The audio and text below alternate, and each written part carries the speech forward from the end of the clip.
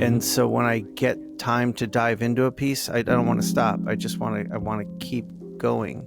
I'm curious to understand, you're going to get more time tomorrow. Okay, tomorrow what you could do is this, okay? So you wake up and you tell your wife and kids, so I'm going out to buy cigarettes. And then you live forever. You abandon them. And then you'll end up having a lot of more time in a day. It's a joke right now. Until a month from now, Shawn is doing his podcast from like a gas station out in the middle of the highway.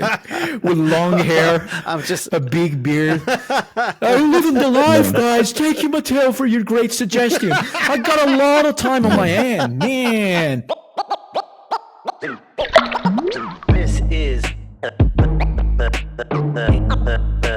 Inkpulp Podcast. Yo! What up, brother?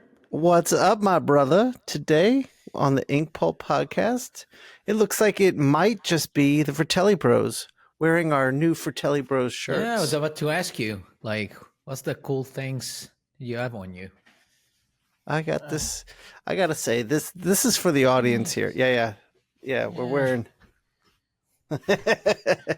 I was. You were what texting. A coincidence. We're wearing the same things. It's amazing. It's amazing. You were texting me this morning, and I was laughing to myself. And Steph is like, "Well, what are you laughing at?" I'm like, "You don't want to know." And she's like, "No. What are you laughing at?" And Zoe walked in the room as I was saying this. I was like, "Oh, me and Matteo are coordinating outfits for the podcast today." And it's not just one shirt, but two. Well, these are the latest two addition to our apparel. It's stuff that we. Yeah, I get. Yeah, go ahead. I was going to say this. I want the audience to know how awesome Matteo is. He got this shirt for himself, and when he got it, he was in Italy. I was here in Atlanta. And he was like, "Oh, this would be great for Shawn too." And he looked for a size for me, but they didn't have it. So he sent me a picture of what he got and said, "I tried to get you one." And I was like, "Oh, fuck. That's awesome. I want to get one." So I tried to order it, but there's nowhere in the States to get it. And what does Matteo do? He orders it and brings it to New York Comic Con and gives it to me. Like the boss brother he is. Oh, so of thank course, you. Man. No problem. It's my pleasure. And this one is another one that we got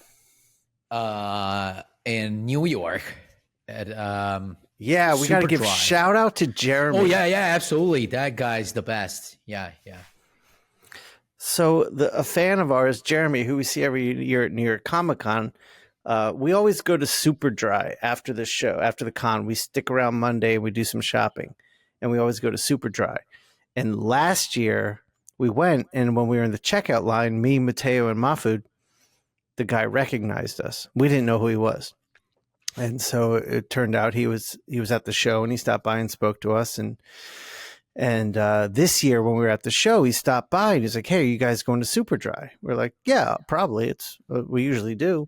He's like, "Well, I don't work there anymore, but I'm still friends with the manager." And he texts the manager, and she hooked us up big time. We have to wait for her Jeremy. for like 30 minutes, but it was definitely worth it. The discount we had to that she gave us. Right. Was great. She was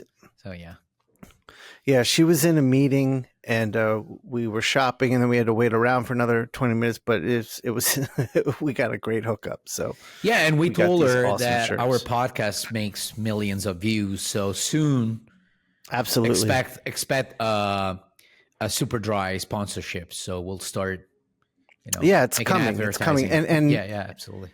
And I want to send all the Inkpulp bots to the Super Dry on 34th Street in Manhattan. Go raid the place. Go tell them Inkpulp sent you. Like in a few weeks, they'll see a spike in their sales. They're like, "What was that about?" Absolutely. Yeah. They'd be talking about you. What's going to happen is, Yep.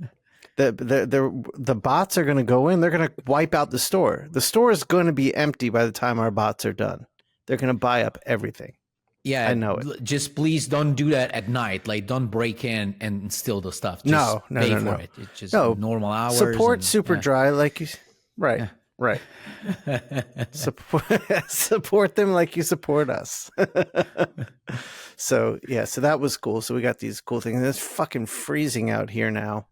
I think Italy and Atlanta, or I think Parma and Atlanta Italy, have the same weather Parma and usually. Atlanta, they are very similar weathers. So yeah, it's starting to be really cold here, and Yeah, I think we're on the same line of latitude. I think you and I. probably. I don't know. Yeah, But, I think I looked that up once. What I was about to say. What? Well, I don't remember. Whatever. All right. Well, I want to get into something here. All right.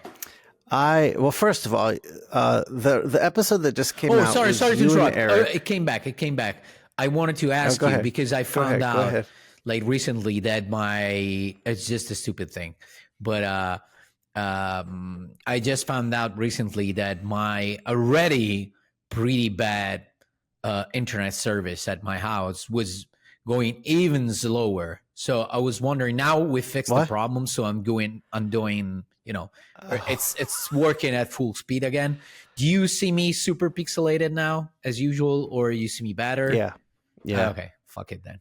I see you the same, Okay. and I think the delay is the same. All right. Just checking. Yeah. See. Yeah. So I think I don't think it's. So are you saying it was broken this whole time we've been recording? No. but This today last it's better? couple of weeks, I think, I was noticing that it was going slow, especially when I would watch, like, I don't know, Netflix and stuff like that, that doesn't require a great speed. And it was going slow. Sometimes the image quality was going down. So I was like, that's weird. So he did a speed test, and this line is supposed to be 30 megs, and it was going like five or six megs of download. So they fixed it now, really easy. But yeah, for a couple of weeks we're going really slow. So probably the last couple of episodes, the delay was even worse than usual. But whatever. Look who's coming! Oh no! Shit! Oh no! Okay, party's They- over, they kids. worse in Party's over. The bad guy is here. Say hello Yeah. to the bad guy. Did it get better or worse? What's the? Do we have the how do you call it, the Undertaker music? Jamie might have that. Definitely. Jamie might have that. The only Or difference is Darth that Vader. Darth Vader would work. in the wrestling matches, the Undertaker was a really imposing guy, like super tall, and instead, like you just see like a really short Filipino guy entering the room. It's like Spaceballs. The Darth Yeah, Vader character that's what I was Rick thinking about. Moranis. Yeah, exactly. With a huge Undertaker head, but it's too big for his head, so it keeps going over his eyes. Look at his glasses. They're Jamie, so please. big. They're way bigger than his head. I came in. He wanting hasn't to even hang out said a with you word. We're assholes. just annihilating him. Eric, have you already regretted joining the show? No, it's curious to me that people will comment that I'm the bad guy and you guys are fucking assholes, Like, I'm the villain. And you guys are like, oh, Undertaker, Spaceballs. Oh, of course. See, but we were. So, guys, I want actually, Eric, you came in at a perfect time. I was just about to talk about Did the I come episode in that at came the out. perfect time? Did I? Yeah, your timing is always. You'll see how perfect it You're is. right. Okay. So I was just about to talk about the episode that came out this week, which was you two watching the episode Matteo and I did with Michelle. and just railing on me for a full solid hour. Railing. Yeah. Matteo. Yeah. Matteo, what did you think it was railing? Give me a point of reference. He doesn't know Give me a, what railing is. If you want to see, we can show you now. All right, what do you call it? Give me a point of reference as far as like what railing means to you, Shawn, just so I can register it. All right, so maybe railing might have been an exaggeration. You guys were just going at me for the majority of the show about my poor question asking, my Eeyoreness, my jumping the gun, my excitedness, and all the stuff. I provided you with lots of material. Yeah, what'd you think though? Was it anywhere were we inaccurate? Is that what you wanted to say? You wanted to rebut it? No, I'm not rebutting it. But I was going to say this: the numbers on that episode are the worst we've had yet. The worst? Yeah, that's the lowest first day we've ever had together. So, Too much I don't negativity. think the audience. I think people like me a lot, and they don't like when you guys are mean to me. I think that's what it boils down to. That makes you happy. And plus, all of you making Thinking fun that of way. me for an hour, making fun of me for an hour, but my absence means the show doesn't perform well. So maybe, just maybe, I'm doing something right.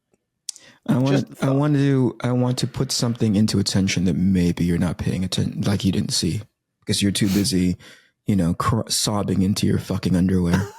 Okay. My underwear. He's preparing the Undertaker special move now. Okay, be prepared. Here comes the fucking tombstone, you asshole. So here's It's charging. You can literally see the energy charging up here like a bar. Technically, technically, you were in that episode. Yeah, that's true. Because I was in the recording. Potentially, and try to look at it like this. Potentially, it did worse because you were in that episode. Oh shit! I didn't see that angle, Eric. I did not see that angle. I just inceptioned your stupid argument.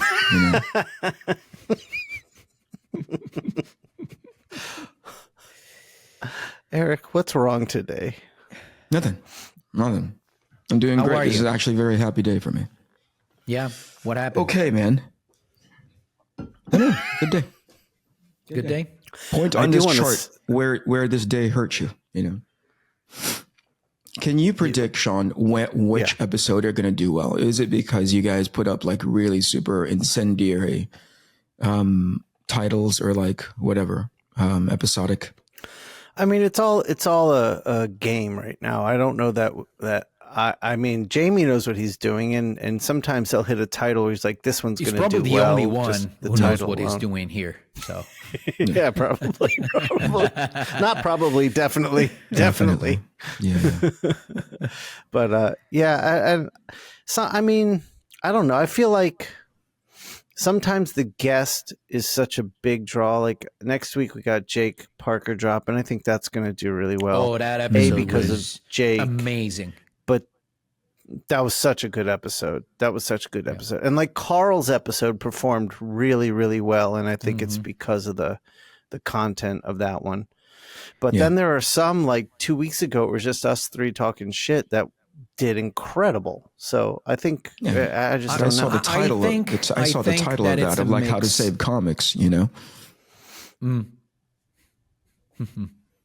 I think it's a mix sometimes. Of Go ahead, Matteo. A good title that shows that we're talking about something interesting, and then a good mix in the episode of us just shooting the shit like we usually do, but also talking about something insightful. So the episode where it was just the three of us just being dumb, at the same time we're talking about the industry and stuff like that. So there was some insightful moments and some other more but by the way, I wanted to say I wanted to congratulate our audience because I saw the comment. I decided to read the comment. I saw there was a lot of comments under the video, and a lot of them participated with really, insightful, ideas and stuff like that. So thank you, bots. Yeah, I agree. Thank you. That the bots are awesome. The extra wired transfer that I did was definitely worth it.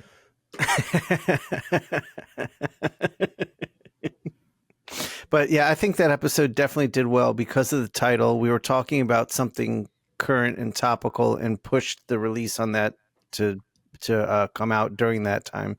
And it had to deal with Mark Millar's idea that he proposed on social media. So I think that helps. Sure. I think that was a good one. Hey, Eric, okay. I wanted to ask you something. One of you guys know what you're doing. Do you think you'll ever start putting the video clips on your page as well, you asshole? I don't know. I was wondering, since you have like 300K followers, maybe that will help. Let's think about that together for an hour. Okay. I mean, Matteo does raise a good point. No, listen. The moment you guys put it up, I immediately put it on my stories. I immediately retweet it. I immediately copy it. So it's not coming directly from me. It's coming through you guys and to me by proxy. Does that make sense? So it's not like I'm not helping the show. Yeah, I'm not convinced because I always retweet Matteo and your retweets as well. So it's like you're missing like an appendage in the equation. Yeah, so what you're saying is that I should actively publicize the fact that you're don't listen, Matty. Matt, please do not think that I'm ashamed of the that I'm fucking ashamed of this show.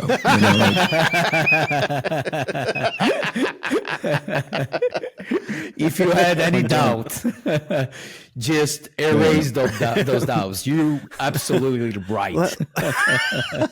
Let me clear any doubt from you. I despise this.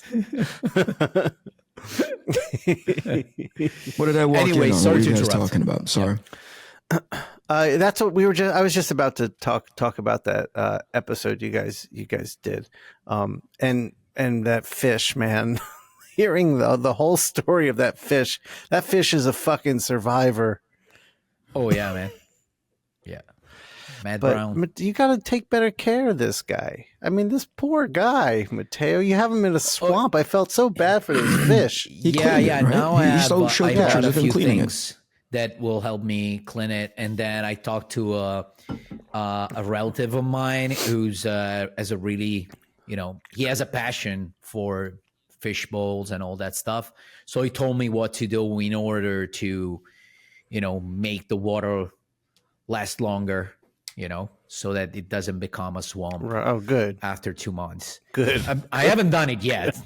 I just bought the stuff, but I haven't used it yet. But it's the first step, So yeah, it's the water you can see it here, but it's already getting a little bit more, not that clear already. No.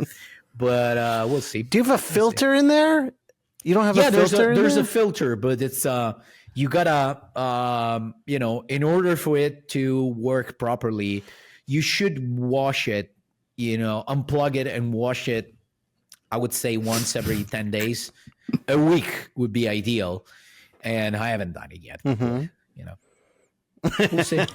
Eric, I have an idea. I think what Jamie should do is Jamie should throw a filter over Matteo in the podcast every week to match the clarity of the fish tank.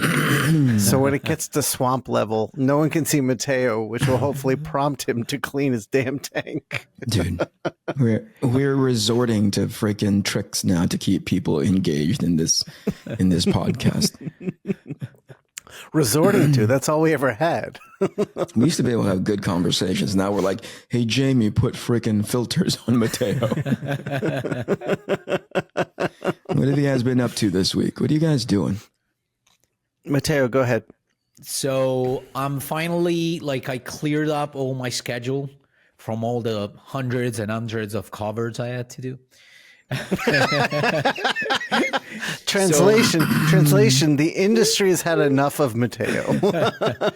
The saturation point has been reached. So now I'm fully like 100% on my book. Book one, it's basically done. I have the last 5 pages to be finished, and then I have a few panels here and there that I want to go back to and correct them. So I'm gonna be redrawing a few panels because the ones that I actually have now, they're not working as well as I wanted to. And I'm just and then I'm just preparing for Abu Dhabi. I'll be leaving in a week from now.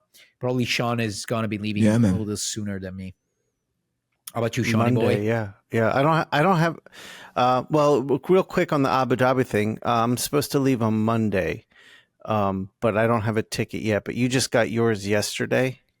When did I send you the text? Last night. Last night. Yeah. Then it was. Yes. So I should hopefully get it today.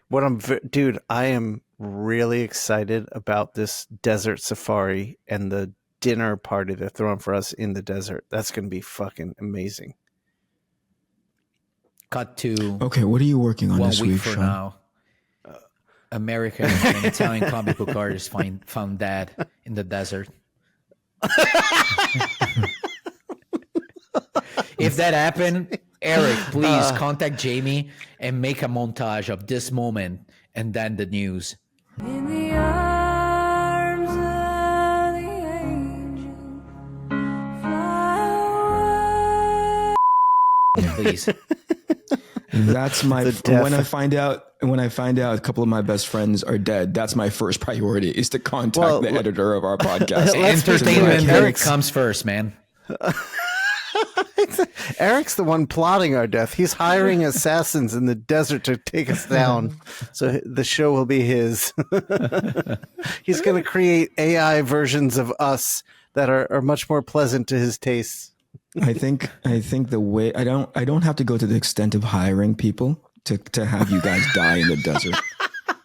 I just leave you guys alone, and eventually you just end up dying fucking on your own without any assistance from like assassins or me. You guys just gonna all right. What are you working on, Shawn? So right now I'm working on more Marvel Snap cards. My first card came out in game like a week and a half ago, and it's pretty popular right now. So that's been cool. Which one was it? Slotted. The first card that came out was Negasonic Teenage Warhead. Okay. And it's you know what they did that was really cool? When they have, it's a variant. So in game you have like just like a comic book. You have your normal cover and your variants. So you have your normal card and your variants. Yeah. And typically the variants have themes. Like it'll be like multiverse variant. It'll be a bunch of like or Spider-Verse variant. It'll be a bunch of Spider-Verse characters. But I don't know why, but my variants are called Inkpulp variants instead of just variant or associated with some theme. So I thought cool. that was pretty fucking cool. So I have my own line of variants. Yeah. That's and great. Congratulations, pal. Thank you. Is there footage of it that we can maybe play while you're talking? Because I have a video clip. I have a video clip of the like the card, like it turns in space a bit. It gets a little 3-dimensional and a little animated. I have that. And I have images. So that's I can upload. Let me make a note for Jamie. Oh, by the way, as you take the note, I forgot to tell you, like, since I'm working on the book right now, I'm realizing that I still don't have a name for a superhero that is going to be in my book. So I'm probably going to ask for your help to find the right name. It should be like... You're going to ask Shawn? Well, Eric, it was. Why did you say it like that? It was implied. I'm sorry. Let me say. I would ask you, Eric. Let me say that softer. Just don't say it out loud. Okay. Yeah. Let me say it softer. Hold on. Let me think of a way of saying it. Really, just you're gonna ask to Shawn? me. Hold on. Let me try another one. Shawn, huh? You're gonna ask him. I'm gonna try different ones, and I'll come back with a more humanistic. Keep going. maybe one. Matteo, Of them Shawn said funny. something earlier, and I wanted to follow up on this with you for a long time. You do like 100 covers, right? Like easily a week you do like 50 covers. You've done covers for books where I'm like, I don't think they asked him to do covers. He's just doing, Yeah, I'll just do. you know what I mean? There are times when you Covers release just a in cover case they need online, one. right? Yeah. I know. No, even that, like there's times when you like you put it on your social media and I go, I don't think they publish that book anymore. You know what I mean? Like they don't even, that's been out of print since 1992, you know?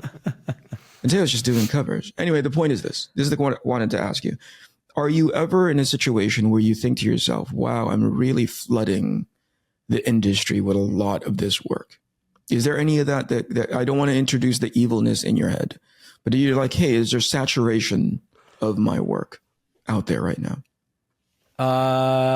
No, not right now, because I'm doing way less than I used to do back then. So I don't have that feeling. And before, when I used to flood like the shelves with my stuff, it was calculated. Like I wanted like people to constantly have my name in front of them, and almost to the point of hating me. And but yeah, now It it's worked, buddy. I think it's a nice That balance. worked. Yeah. But Matteo, if that's what you wanted, if you wanted to be on the shelf like everywhere, what did you do to make that happen? Oh, I would just say yes to everything that would come my way. And Oh, okay. and also, try to do every time, which is, it's that I'm not saying anything original here, but trying to do my best every time so that people would want to work with me, and be reliable. So every time, deliver earlier than usual. So, it's another thing that adds point to your resume, to your value, the fact that you're really reliable in a world where, there's a lot of people that are not as reliable. That's an advantage when somebody knows that you ask him something and in 2 weeks, in 2 days, you can have it, because they'll get to work on it immediately. It's another thing that helps for sure. That was smart. Who knew Matteo was such a master chess player? Now, here's the thing. Somebody in that same comment section mentioned something like that, where they're like, Matteo walks around like how did they describe it? A frat boy who laughs at fart jokes. There it is. And happens to be a prodigy. They did say that. Yeah. I think that's the part that I really want to focus on. There are times when Matteo is just like that same frat boy, just laughs at fart jokes, talks about how he sends, I don't know if you guys know this, our audience, Matteo at one point in our relationship, in everybody's relationship, it was a proving ground for him. He's like, if you can't stand me at my worst, you don't deserve me at my best. And his worst is that he would take photos of the most disgusting poops that he'd ever had in his life. Not to mention the farts. Like, I was thinking about this as I read that comment. I was like, wait a minute, I've been doing the podcast for a few months now, and I haven't dropped a fart yet, which is amazing because as soon as you get to know me, you'll get a fart in the first 2 weeks that you know me. Yes. So it's really surprising. I remember the first time Matteo farted, like ripped one right in front of me. I was like, oh, okay, we're at that level now. Cool. I think that has a lot more to do with the fact that Matteo was trying to keep the podcast, like he was feeling it out, like we're going to try to make it professional. We're going to try to keep it like, every podcast I've ever seen. And now that he's comfortable, he's just going to fucking Pooh Bear every episode now. It's just shirts and no bottoms from here on down. Anyway, Matteo's the kind of guy that would just like take photos of these poops and send it to us. So when the guy said, oh, he's just like a frat boy. And I thought like, yeah, that's pretty much frat boy behavior. But the part that I want to pay attention to is the fact that, because I think Matteo is so like, he's really thoughtful, so he takes a moment to think about things. Now he's operating on a Windows 95 chip, right? In as far as like how his brain works, but it doesn't mean that it's not effective. It still works, He's still on dial-up. Everybody else is on fiber. You know what I mean? So like, so when he does say something, when finally the when the Pentium 2 chip that is his brain kicks in, The Commodore 64. it's pretty profound. Yeah, exactly. Yeah, when the Atari 6400 kicks in, no, like when he does say it doesn't come from a place of like a guy who doesn't have self-reflection and deep thought. It just everything else supersedes it. You know what I mean? Like it's not his main superpower; it's a superpower. Yeah, but the photographs of like poops is the main superpower, I think. Don't be surprised is what I'm getting at. What I love is Aaliyah told me in at New York this year, because I got a picture of Matteo's poop, and Aaliyah was like, "I fucking hate when he does that." Oh yeah, and so especially Matteo knows Aaliyah how because much he hates. We're calling the little Lord. He doesn't like, just to give you an example, like one of the things that he hates the most, the capris, mozzarella and tomatoes, a plate of mozzarella and tomatoes. Yeah. He hates, when he orders it, he only likes it if they're separated in two different plates because he hates when the kind of serum from the mozzarella touches the water of the tomatoes because he thinks it's gross, visually gross. So that's the level of lordness that we're talking about. So imagine him receiving my shit, a picture of my shit on his phone. It's hilarious. Do you remember all of 5 minutes? Wait, we've been on for about 20 some odd minutes, but do you remember about 20 minutes ago where you're like, "Hey, Eric, I think you're ashamed of this podcast." This is the reason why. I need to connect particular dots, Eric, I got to ask you a question because I remember the first time I received a picture of Matteo's poop. Yeah. My response was, "Oh, we're on that level now," so I returned the favor. Yeah, but that makes sense. That's on brand. What was your response? First of all, I like you got excited because you're a child. You know what I mean? You're and you got a new friend. If Matteo is a yeah. If you're like, "Oh wow, somebody's thinking on the same level as I am." You know what I mean?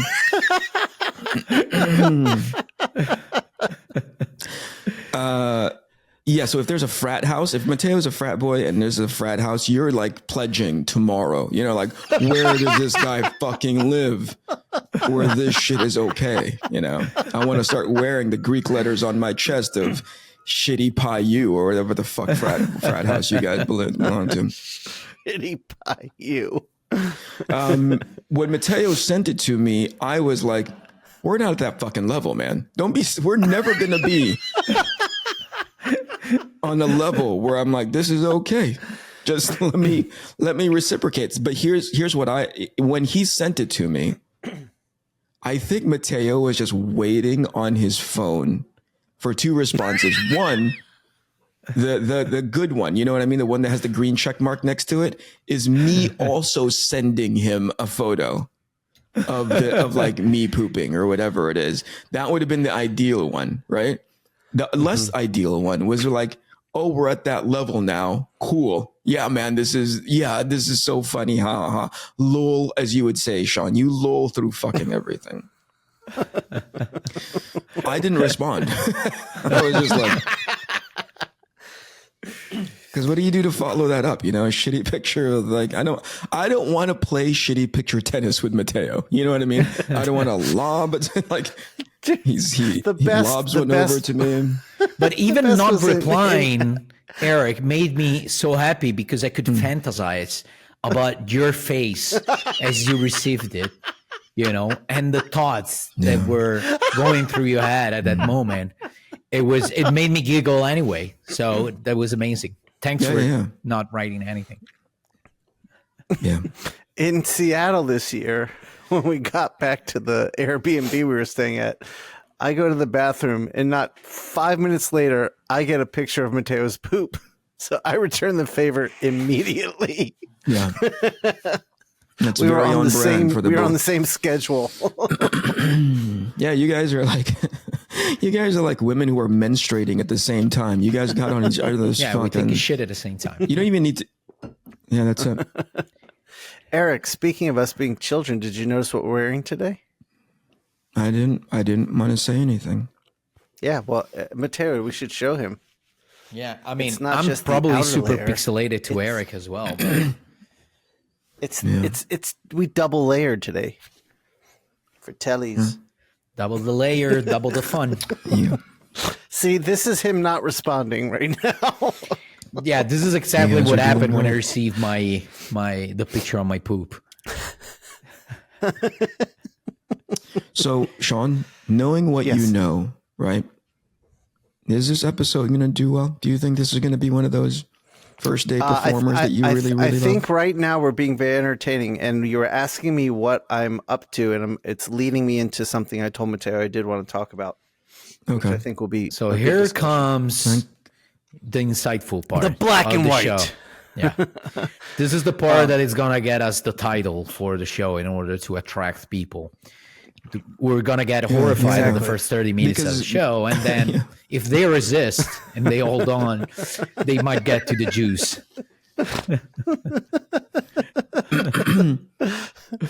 Yeah. Poop yeah, tennis wasn't going to move any fucking episodes, dude.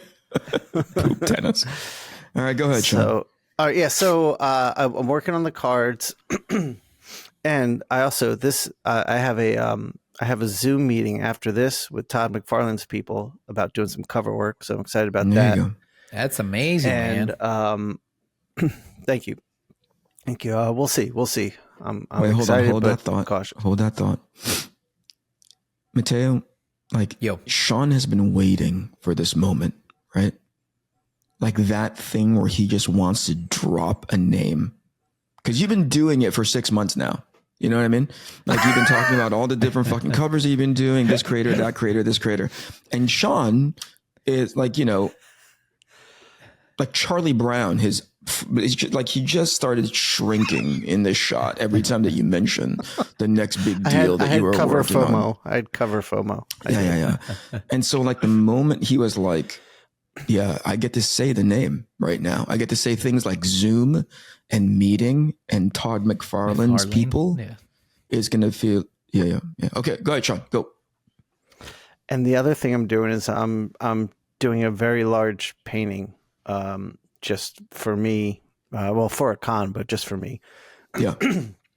And yesterday, I had reached a point where, because my studio is not in my house, so I had reached a point where I wasn't comfortable leaving it for the night, but it was getting late, and I had to get home to have some family time before everyone went to bed. And so I was curious, do you guys have that sort of relationship with your art where if you have to stop at a certain point to go do something, does it feel really uncomfortable to walk away from it? Because all night it was just in my head, I wasn't comfortable with where I left it, and I was like, I got to do this. I want to get to this. I want to add this, and I kept trying to I walked away from it at the stage where it was to me, this is now a mess, not one that won't be fixed, but one that I can fix. But I had to leave it in the messy stage. Do you guys ever wrestle with anything like that? What do you think, Matt? Because now things, I had an answer for it, but then you added a few details, which is that you wanted to go on with it because something needed to be fixed, right? Is that what you said? Yeah. Okay. Oh, Well, I in know that what you're case, gonna it's say. different because I was thinking fuck about. you. No. I wasn't preparing any jokes. I was being really serious. No, because at first I thought I like when I have, I'm excited about what I'm doing, but I have to drop it because, family is waiting, it's getting late. But I love that feeling of, I can't wait to go back to it because that will drive me the next day. Whilst, sometimes you don't want to, a lot of times, to be honest with you, you wake up and you don't want to like, I gotta start working again. You don't really want to, so I cherish those moments in which I'm super excited because I know what I'm gonna do and it's gonna be exciting. So, it's not a bad place, to be. But yeah, and that's a good point.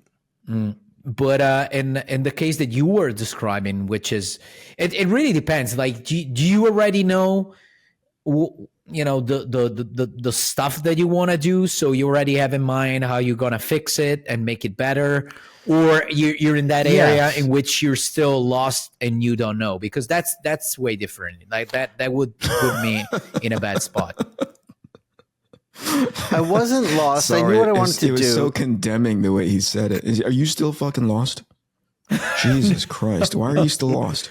No, I didn't mean it that way. I was referring to the state of mind, meaning it's one thing is that, okay, I messed up, but I already know, like, now I understood what I have to do in order to fix it. I got it. And in that case, it's just a matter of waiting the next day, and then I'll start working on it. Yes. And another thing is that, I messed up and I'm not finding that thing that I need to fix it. That's different.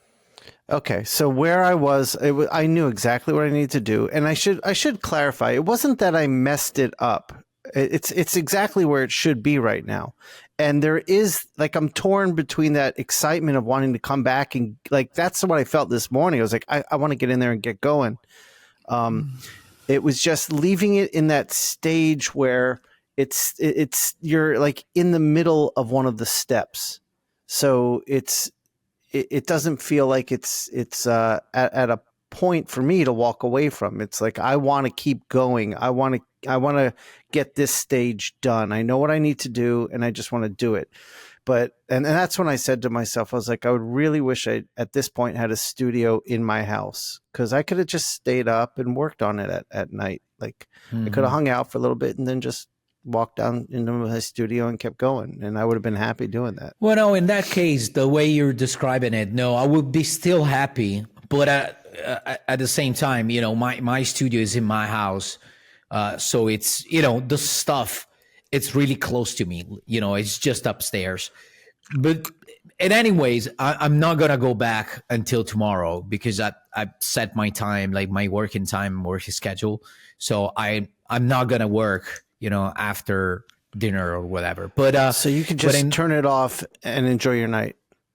Yeah, because what makes me happy is that I know that tomorrow is going to be a good day, because I'll be going to the studio excited, which is something like one of the things that I battled the most with, because there's this kind of, balance you got to find between, you're still, it's still what you love to do, which is drawing, but at the same time, it's work. So a lot of times it's not exactly, you're not just doing it for passion, but it's because you have to do it, So sometimes there's a page that you got to draw, which is stuff that you don't like drawing at that moment.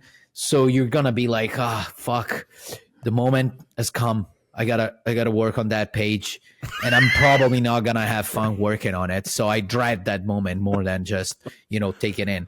And then after a while, maybe something else can happen. I can find a picture that inspires me, and then from then on, it's just, it's just fun. But not knowing puts me in a bad spot. So. Yeah, no. And if I was in your shoes, I'd be excited. I would take that moment as an exciting one. All right, cool. How about you, I Eric? like that. That gave me yeah. How about you, Eric? Well, can I ask you something, Shawn? Why was it bothering you so much? It's not that I couldn't let it go. Like, my mind just was still in it, like wanting to keep going.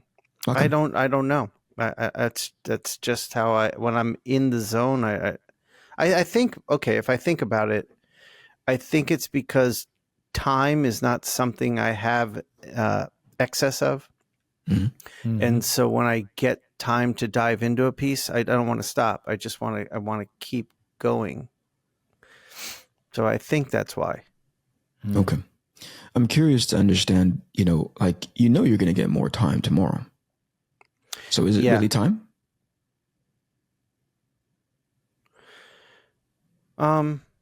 Maybe not. Maybe, I don't know. You got me questioning a lot of things right now. Because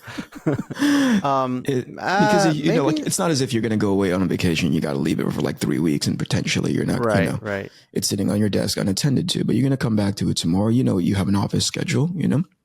So is it time? Yeah.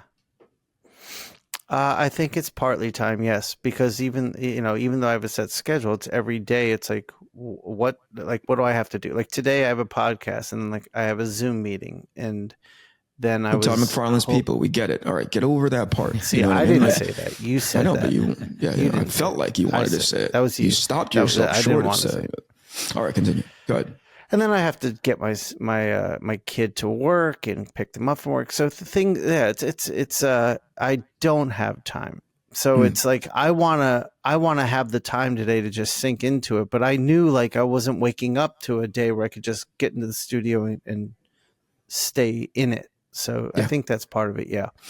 I think part of it is because it's painting, which is still fairly new to me. There's a lack of confidence in where it's going. So I want to make sure it's at a place where I'm like, okay, I feel like this is looking okay.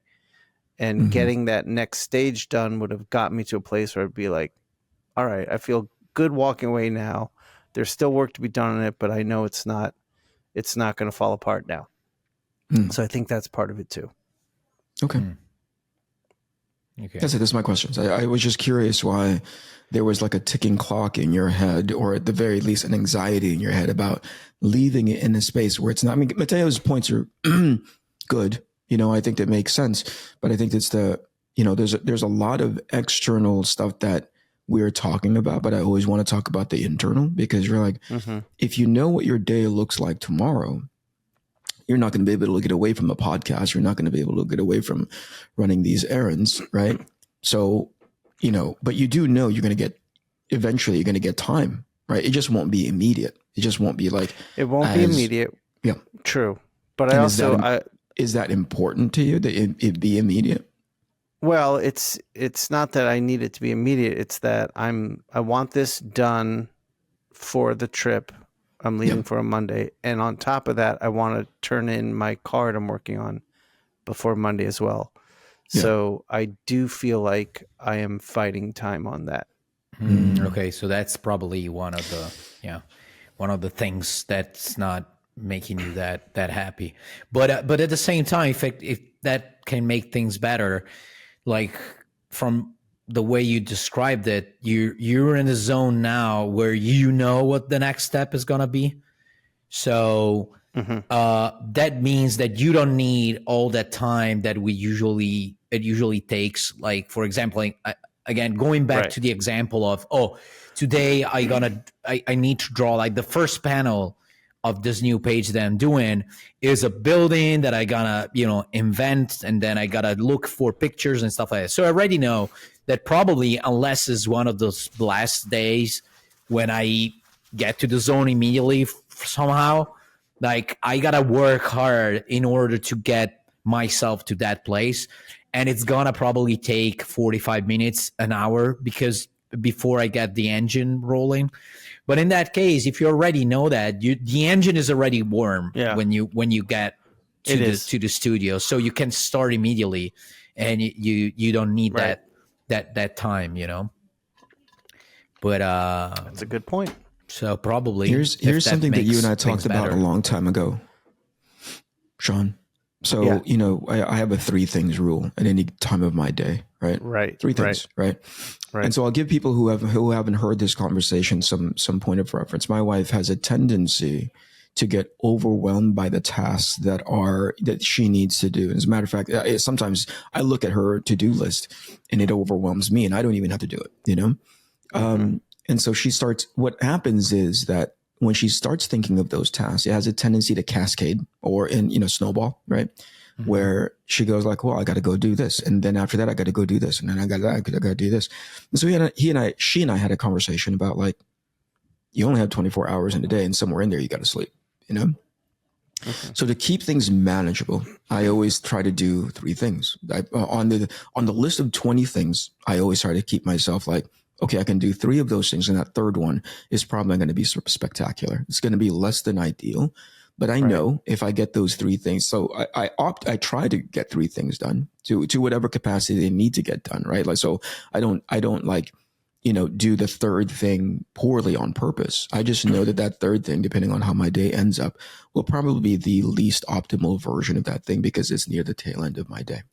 So out of that list, I pick things. And ideally, if there are things that can roll into each other, hey, I need to be able to clean the floor, but in order to do that, I need to go pick up, you know, I need to break down these boxes, blah, blah, blah, blah, blah. Right. So it's similar. It's not just the task, it's the mentality. Right. Because what you're dealing with is this anxiety of like, I only have so much time in my day. And for sure, tomorrow is going to be crazy between podcasts and errands. Right. Like you've done the painting thing enough. So you kind of shouldn't be surprised by the sort of expectations that you should set up with yourself, you know? So like when I look, if you had it in your head that by the end of your day, it's going to be in that rough state, that's setting up the right picture. That's the expectation. So you don't go home with like an anxiety because it's in a place where, oh man, I could work on that some more. I knew it's going to be rough, but I know how to, it's not even a conversation of like, do you know how to recover? Because that's what you guys are talking about right now. You know, you're like, hey, the next time you go into it, you already know how to make that painting work. Right. The anxiety comes from, hey, I wish I had more, instead of saying, I know I don't have more, but I knew that already going in. Is that right? Does that make sense? You knew in your day, you're only going to have so much time. So be at peace with the fact that you only got as far because you set up the right expectation in your head. You're going to get that far anyway. Right. So do you set your 3 things every morning? Is that like the first thing you do? Yeah. And I can tell when I didn't. Because my day is fucking chaotic and I feel like I haven't done a ton of stuff. Like I feel like I have to do 20 things by the end of my day. And I walk out of this office frustrated as hell because I didn't get as much done as I should. So when I step into the office, I'm like, I know what I'm doing today. I'm doing like, you know, after my morning routine of like, you know, getting my kids ready for school and making sure that the kitchen and the house is clean. Outside of that, that's almost an automatic. I don't count that as part of my list, you know? So like when I step into the office, I have an expectation of what I need to get done. The best part is sometimes those things take a lot shorter than I think. And suddenly I have room for a 4th thing. That's amazing. Oh yeah, that comes with the nature of our work. Sorry to interrupt, Eric, but it comes with No, go ahead, man. It comes, as I was saying, with the nature of our job, which is creators' job. Like at the moment, I don't know exactly how much is the creative part on your end, Eric, because you're not exactly dealing with, I mean, you're doing your comic books, but you're also doing other stuff. So I don't know right now the role that you're covering, how much creative things you have to do. But in generally speaking, it's a creative job. So it's really related to the moment. So if I had to put data in a computer, with all due respect, like no disrespect to that kind of, you know, work jobs as employees and stuff, but you kind of know how much data you can insert in a computer in a given amount of time, you know. With our job, like sometimes, again, going back to the fucking page with the building that I don't want to work on, maybe I'll just look at pictures and I find immediately the right one that inspires me. And then all of a sudden the panel 2 is done in 5 minutes and then panel 3. And by, you know, 1 hour and 30 minutes, I've finished like a full pencil page and it's time to ink it. And sometimes I just got to do a profile of a character that I've been drawing for the last 2 months. And I don't know why, but today that's not coming out the way I wanted to. So I got to decide, do I want to keep going or I'll just, accept, talk on that, Matt, you know, whatever comes out of it. And this page is going to be fucked, but whatever, you know. Yeah, go ahead.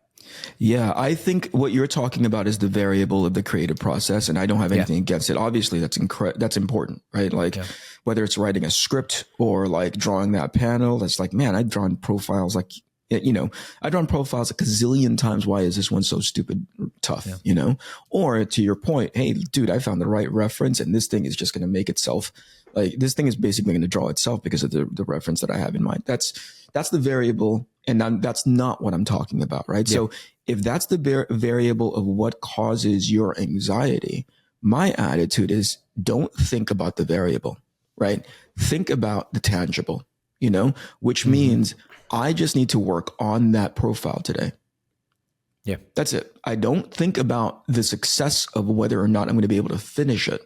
My task of the 3 things that I look at, regardless of, like you said it earlier, is like, I dread this page. I don't want to do it, but fuck, man, I got to get to it. So the end product, right, is that variable, whether or not it's going to be good or bad, right? I think of it as I just need to work on that page. I know it's going to be tough. You know, I don't know what the outcome is going to be.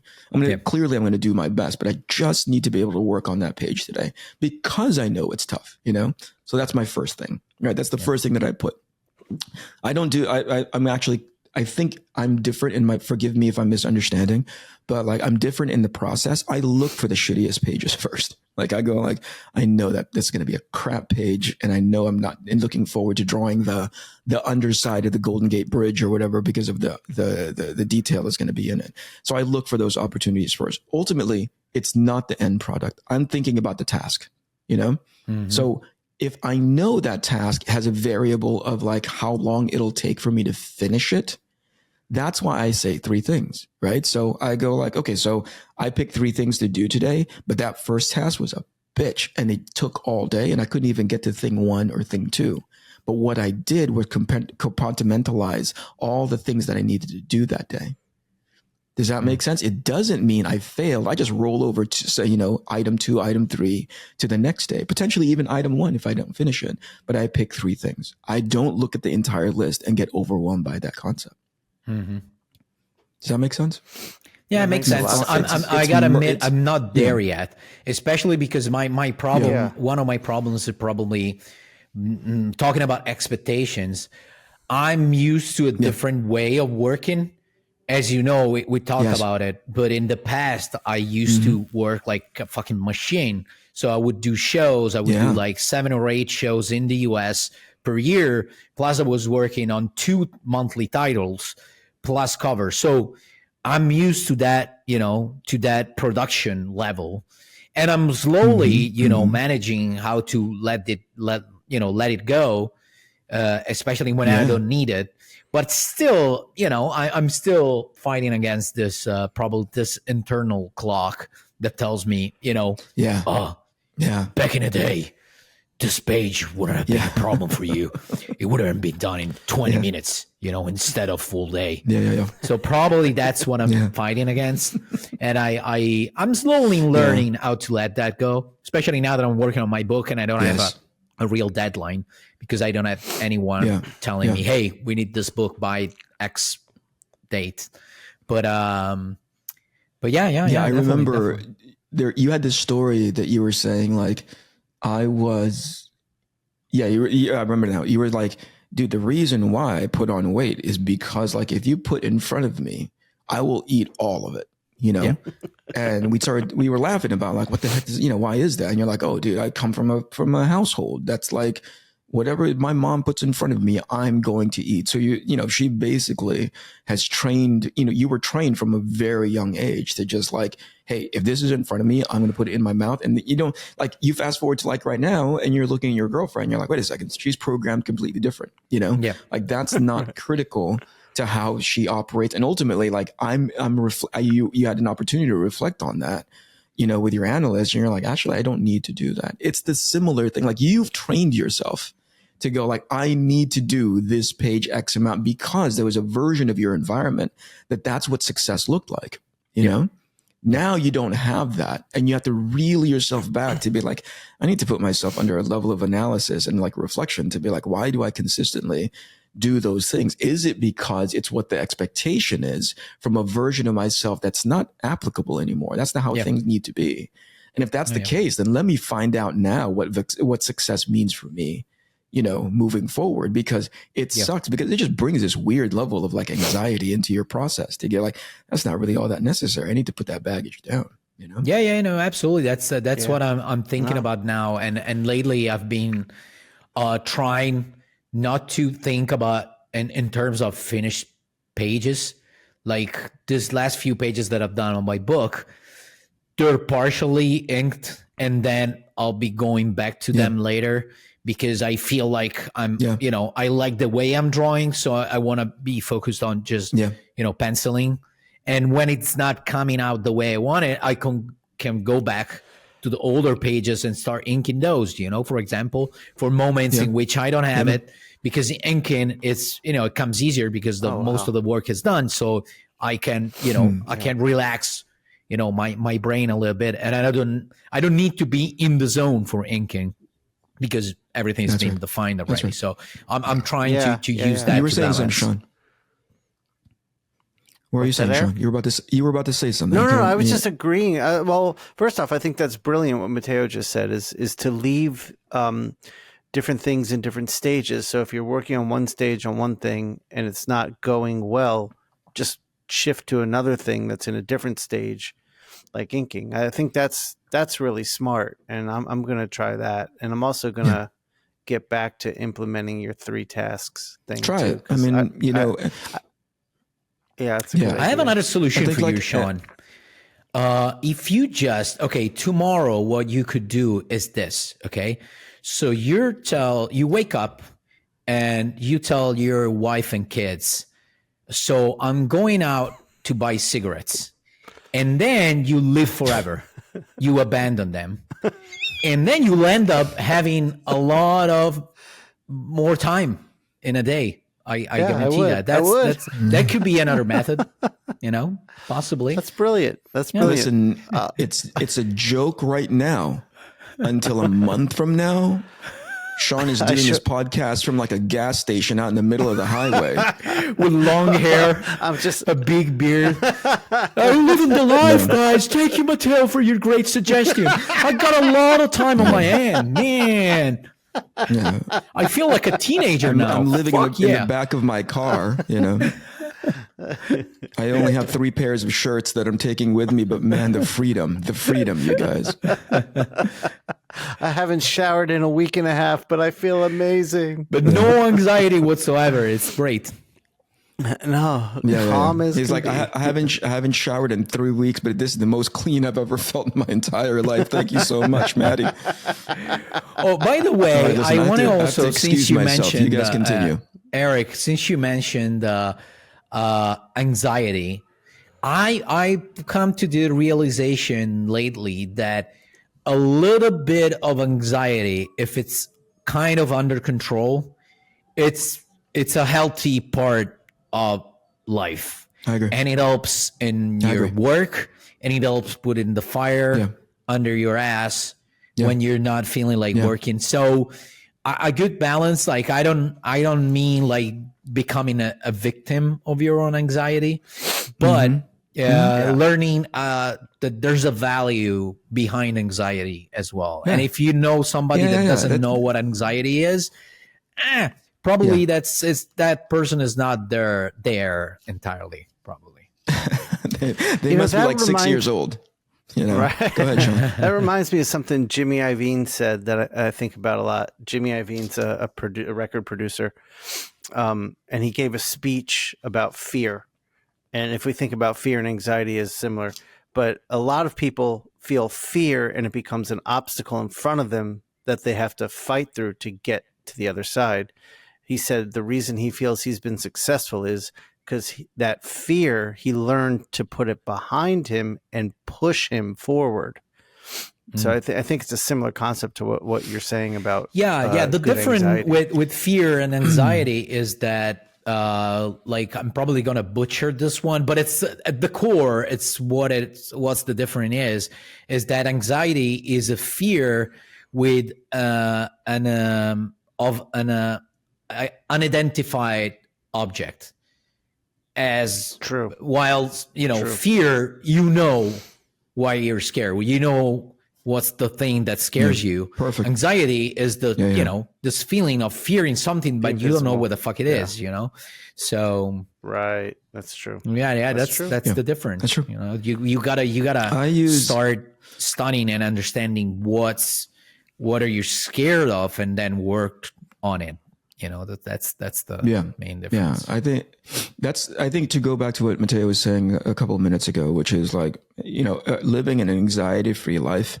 Some people work towards that, but I think it's a controlled level, right? There's that scene from, you know, the first Avengers movie. Is like, that's my secret, guys. I'm always a little anxious, you know, just a tiny bit. You know, and to me, that the tools that anxiety, like how I use anxiety as a tool, is that clearly something, you know, and this goes back to Matteo's point just now, which is like, clearly something is there that I haven't addressed yet, right? Let me go discover that. And most importantly, build, and here's where people who have massive anxieties, right? Where I'm like, oh, I know why you're that level of anxiety, because not only are you afraid of it, right?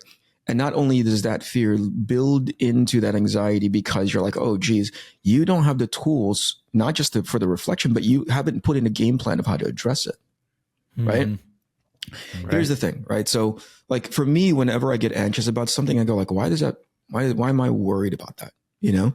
And I go like, oh, it's because I haven't addressed, you know, what to do about it. Even if it's to say, I can't do anything about that. Yep. Does that make sense? Like some people, you're still acknowledging that there's something there, you know, even by saying that there's. But at some point, you have to come to you have to come to terms with the fact that's like, that's not something I can control right now. You know, I wish that I could. I wish that would turn out to be in my favor, but right now I can't do anything about it. So I'm just going to leave that over there until I can, if I'm able to do anything about it at all. And I think it's that part that brings on dread. When dread creeps in to people's like, you know, front of mind, when it becomes subconscious, becomes conscious, that level of dread, I think it's very, very hard for people to let that dread go. You know, that impending, you know, like this, we won't get into it because it's near the end and I've really got to excuse myself, but like this impending dread of like AI turning the corner and having a profound impact on their careers. I'm like, I always like, you know, it's not that I don't care. Clearly I do. I wish that it ends up for the benefit of everybody across the board. And potentially it could be an industry changing thing where AI, you know, decimates, film, it decimates video games. It really does have a profound impact, but I can't do anything about that. Right. Yeah. So I'm going to leave that alone. If somebody says, hey, Eric, here's some things that you can do in order for it to, you can do something about, right? Okay, I'll go do something about it. But right now, I can't let that be part of my day to day and how that impacts my life. And that's what I mean when they haven't discovered the tools of how to deal with that level of anxiety, which then turns into dread. You have to develop that muscle set, because if you don't, I heard a keynote of somebody and they were like, oh yeah, I have this, I'm going through this existential crisis that is AI. And I go like, holy shit. What a weird thing to weird, not in a dismissive way, because I understand it. But I'm like, you clearly have not developed a toolkit to not have to worry about that stuff, because you can't worry about it. There's nothing that you can do about it right now. It's here. An existential, like that genie is out of the freaking bottle, and you have to let that go.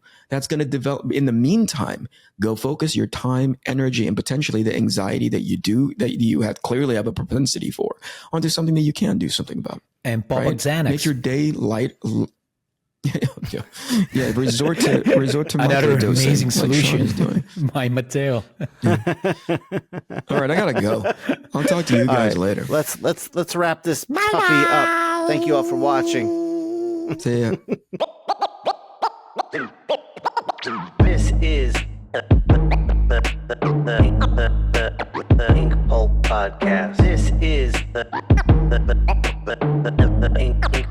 Inkpulp Podcast. Comics, hip hop, life.